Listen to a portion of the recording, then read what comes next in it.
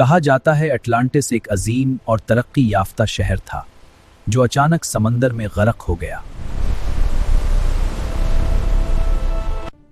یونانی فلسفی افلاطون نے پہلی بار اس گمشدہ شہر کا ذکر کیا تھا۔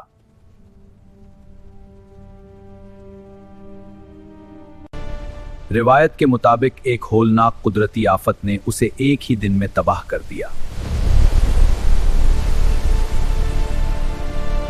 کچھ لوگ سمجھتے ہیں کہ اس کے آثار آج بھی سمندر کی تہہ میں موجود ہیں۔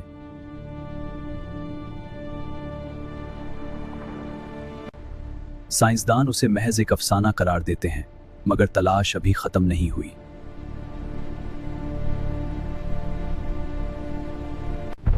کیا اٹلانٹس حقیقت تھا یا انسانی تخیل کا سب سے بڑا راز؟